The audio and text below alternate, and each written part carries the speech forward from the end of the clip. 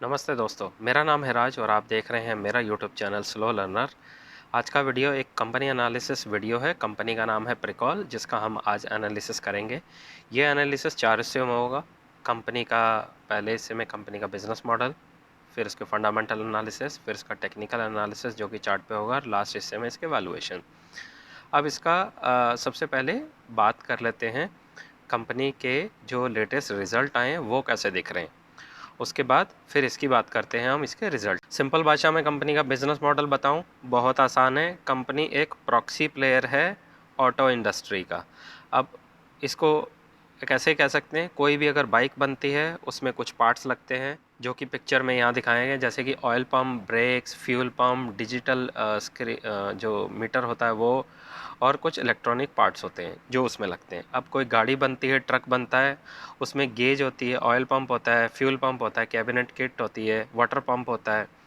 ऐसी बहुत सारी आइटम्स रहती हैं, इलेक्ट्रॉनिक आइटम्स, जो कि गाड़ी में इस्तेमाल होती हैं। तो ये प्रॉक्सी प्लेयर है। जो भी गाड़ियाँ ऑटो इंडस्ट्री हैं उसमें जो भी कोई ऑटो है, जैसे बाइक है, ट्रक है, हैवी इक्विपमेंट मशीनरी है, कार्स हैं, इनके अंदर बहुत सारी छोटी छोटी आइटम्स रहती हैं जो कि प्रिकॉल बनाता है और उनको सेल करता है। जैसे ही ऑटो इंडस्ट्री ऊपर जाएगी, प्रिकॉल ऊपर भागना शुरू हो जाएगा। अब इस कंपनी की अच्छी बात क्या है, प्रॉक्सी प्लेयर है तो इसमें बहुत ज़्यादा इफेक्ट नहीं होएगा। जैसे अगर ऑटो इंडस्ट्री बहुत ऊपर गई है तो ये धीरे धीरे ऊपर जरूर जाएगा। ऑटो इंडस्ट्री बिल्कुल नीचे आ गई है तो ये धीरे धीरे ही नीचे आएगा।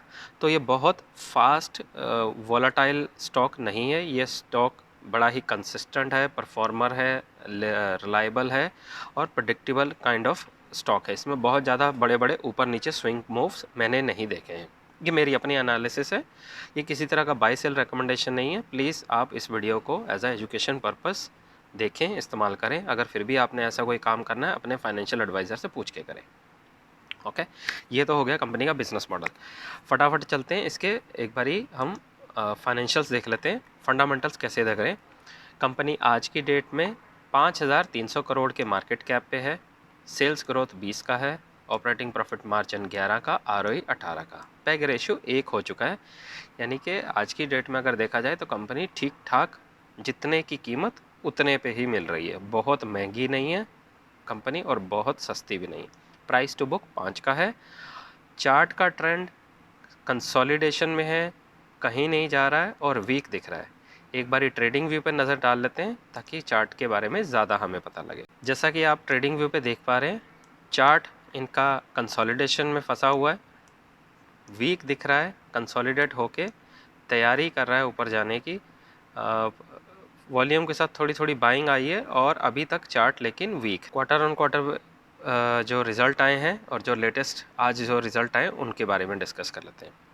आप देखिए यहाँ से मार्च 2023 से 573, 584, 620, 670, 634 और 770 के आसपास जो इनका रिज़ल्ट आया है।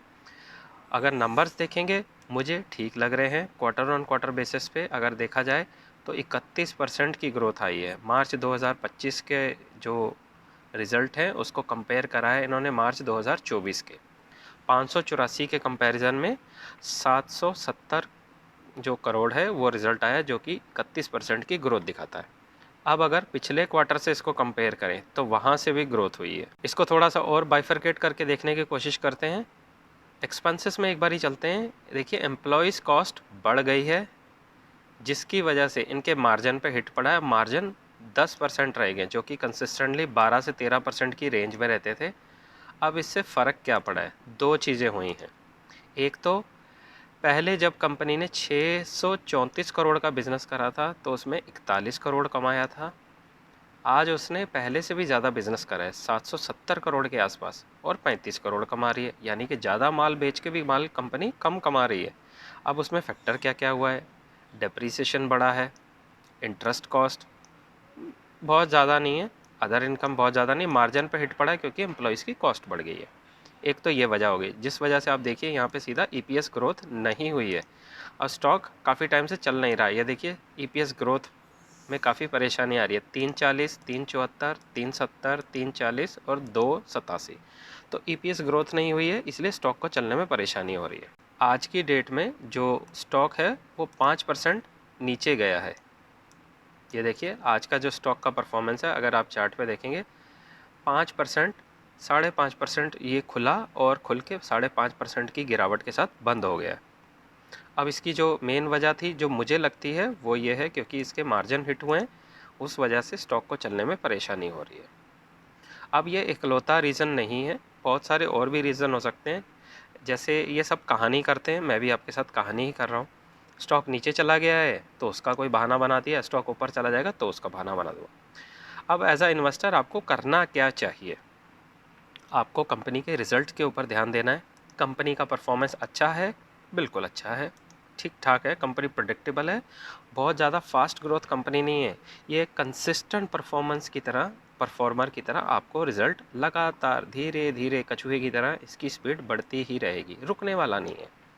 ये जल्दी आपको नेगेटिव ग्रोथ वाले रिजल्ट नहीं देगा, प्लस माइनस ये ऐसे ही चलता रहेगा। अब ईयर ऑन ईयर बेसिस पे इसकी परफॉर्मेंस देखेंगे तो वो भी बहुत अच्छी दिख रही है मुझे, 18%।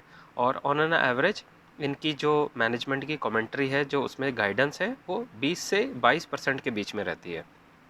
तो वो लीनियर नहीं होगी कभी भी, कभी वो 25% जाएगी, कभी 18 आएगी, कभी 15 आएगी, कभी 20 आएगी, तो ऊपर नीचे थोड़ा होती रहेगी। तो लगभग ठीक है, ईयर ऑन ईयर बेसिस पे प्रॉफिट कमा पा रही है। अब यहाँ पे देखिए सेल्स ग्रोथ के कंपैरिजन में प्रॉफिट ग्रोथ भी ठीक है। 18% के कंपैरिजन में इस साल 15% हुए हैं, पिछले 3 साल का एवरेज 20% से 47 हुआ है, और पिछले 5 साल के एवरेज में 17% के कंपैरिजन में 30% प्रॉफिट ग्रोथ बढ़ी है, जो कि अच्छा साइन है। रिजर्व्स 1000 करोड़ के हैं, बहुत अच्छी बात। कंपैरिजन में बोरोविंग 183 करोड़, यानी अपने बोरोविंग से 4 गुना ज़्यादा बड़ा इनके पास पैसा है रिजर्व्स में, जो कि अच्छी चीज़ बता रहा है। ये सब होने के बाद आप इसके शेयर होल्डिंग पैटर्न देखिए, 36% से बढ़ के 38% हो गया, FIIs 11 से बढ़ के 16 हो गए, DIIs 3 से बढ़ के 15 हो गए, और आम पब्लिक जो 48% पे थी उससे माल छुड़वा दिया, 29% बची है। आप देखिए जब भी पब्लिक के पास ज़्यादा माल होता है, ज़्यादातर वो कंपनी अच्छी नहीं गिनी जाती है। ये एक पॉइंट है, इकलौता पॉइंट नहीं है, आपको इस तरीके से ध्यान रखना है। और पब्लिक से माल छुड़वा के प्रमोटर, FIIs और DIIs जब भी ज़्यादा माल उठाते हैं तो ये एक सिग्नल होता है कि कंपनी अच्छी है। तो आप इसको as a pinch of salt इस इन्फॉर्मेशन को इस्तेमाल कर सकते हैं। तो ओवरऑल ये हो गया। मैं इसका PPT डाउनलोड नहीं कर पाया हूँ, जो भी मैं इन्फॉर्मेशन है स्क्रीनर पर देख के आपके साथ शेयर कर रहा हूँ। और अगर मैंने इसके फाइनेंशियल्स को लोड कर पाया था, वो आपके साथ मैं आपको दिखा देता हूँ। जो चीज़ मैंने आपको स्क्रीनर पे देख के बताई है वो यहाँ पे इन्होंने बताया है। अब आप बोलोगे कि भाई यहाँ से देख के इसको पढ़ के बताओ। आपको शेयर बाज़ार में पैसा बनाना सीखना है या PhD करनी है, बस आप इतना फ़र्क जान लो। तो मेरा मानना है कि हमें उस चीज़ पे ज़्यादा फोकस करना चाहिए जिससे आपका पैसा बन सके। तो हमें सीखने के लिए चाहे वो स्क्रीनर से सीखें या कंपनी की वेबसाइट से जाके रिज़ल्ट निकाल के PPT पे करें, कैसे भी करें, आपका पैसा बनना चाहिए। आपको अपनी रिसर्च का सही तरीका इस्तेमाल करना है जो आपको फ़ायदा दे सके। वो चाहे आप कंपनी की वेबसाइट पे जाके करें, स्क्रीनर पे करें, जैसे जैसे भी आपको सही लगता है और जो ईजीएस्ट तरीका है। मुझे बहुत ज़्यादा बैलेंस शीट में घुस के पढ़ना करना ठीक नहीं लगता है और ना ही मैं कर पाऊँगा। आसान भाषा में बिज़नेस बढ़ रहा है, प्रॉफिट बढ़ रहा है, EPS ग्रोथ हो रहा है, गाइडेंस अच्छी है, चार्ट ठीक लग रहा है, that's it, end of story. Stock chart कहीं पे ऊपर कहीं नीचे ज़रूर जाएगा। हमारे हाथ में क्या है? हमारे हाथ में कंपनी के फंडामेंटल्स को फॉलो करना, सेल्स ग्रोथ को फॉलो करना, उसकी गाइडेंस को फॉलो करना, वो हमारे हाथ में है। कंपनी का चार्ट कभी ऊपर जाएगा कभी नीचे जाएगा, ये हमारे हाथ में नहीं है। वैसे भी जो एक कहावत है ना, accept the change that you can't change and change what you can change. Company में बदलाव हो रहे हैं, वो हमें एक्सेप्ट करने होंगे और हमें ये देखना है हम क्या कर सकते हैं। हम क्या कर सकते हैं? इसके रिज़ल्ट को फॉलो कर सकते हैं, बिल्कुल।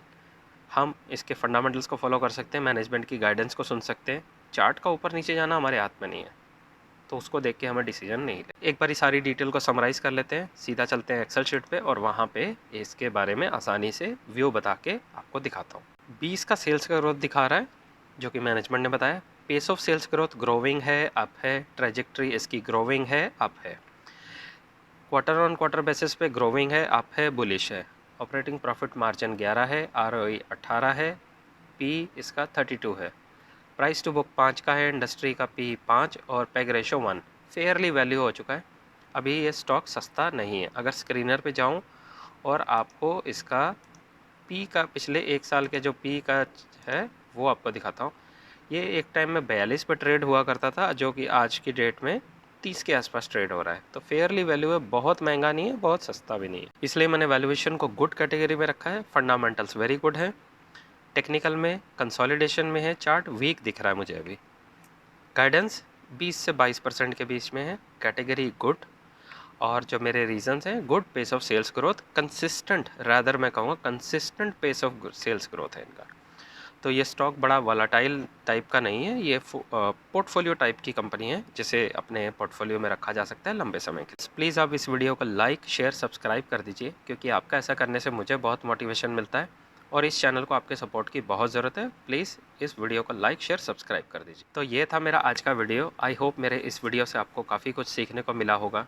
मिलते हैं अगली वीडियो में, तब तक के लिए सीखते रहिए, खुश रहिए, इन्वेस्ट करते रहिए। Thank you.